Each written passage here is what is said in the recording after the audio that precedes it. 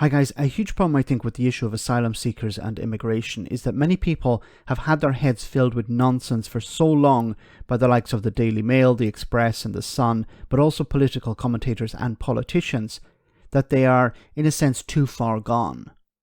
What I mean by this is even if you present facts and reason as a rebuttal to their position, they simply ignore it and continue to argue whatever they were told before. Here Natasha Devon took a call on immigration, and while the host was schooling the caller on reality, the man came up with an unexpected solution to his problem. Have a listen to this.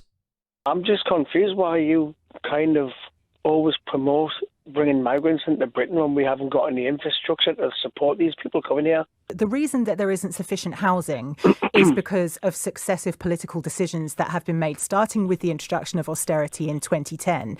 Actually, just to interrupt for a second, I would go before that and bring up the issue of the right to buy during the Thatcher era, which allowed people to buy their council homes. But the Thatcher government refused to allow councils who made money out of this to invest that money in social housing. And this has resulted in a massive undersupply of social and affordable housing.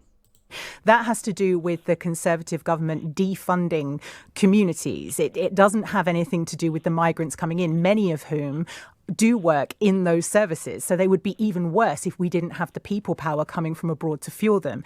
In terms of the boats coming in across the channel, the problem that we've got is, first of all, the asylum process isn't happening fast enough. Only 1% of those 76,000 have been processed so far. And second of all, that they're not allowed to work, despite the fact that many of them are eminently qualified to do so. So this is all political decision making rather than having to do with migration in of itself. If we're going to recruit anybody, right, we should be knocking on the door of Northern Ireland. Irish people who are British citizens in brackets, some of them, why can we not bring them here? You know what I mean? If instead of bringing outsiders. Do you know what I mean? That's the thing. Well, so Northern Irish people would also need somewhere to live if we brought them over here. So in the beginning of the call, he said, well, why are you supportive of immigration when we don't have the infrastructure? And then his solution is, well, why don't we bring people from Northern Ireland over? But people from Northern Ireland are free to move to Britain, to Great Britain, if they can find a job. Like your solution, this guy's solution is, let's go to Northern Ireland and invite people from Northern Ireland to come to Britain. But at the beginning of his argument, he says, well, we shouldn't be allowing people in because we don't have the infrastructure.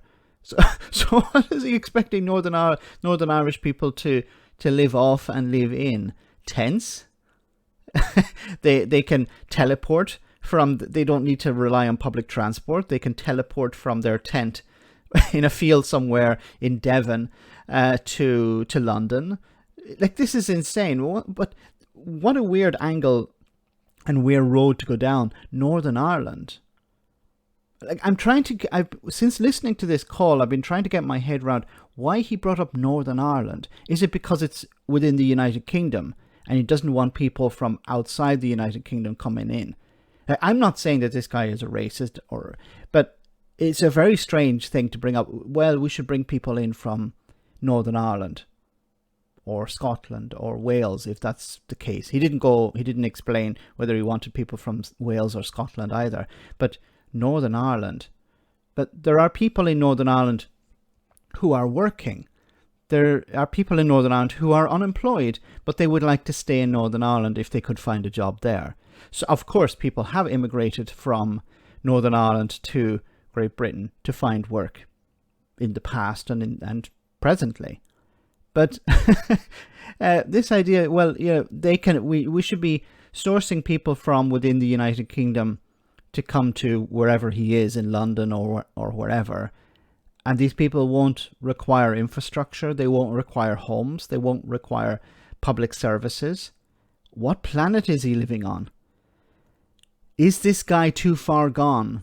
Because, Natasha presented the facts here and it's as if he wasn't even listening. Let me know in the comment section, guys, what you think. As always, your comments are greatly appreciated. Thanks a lot.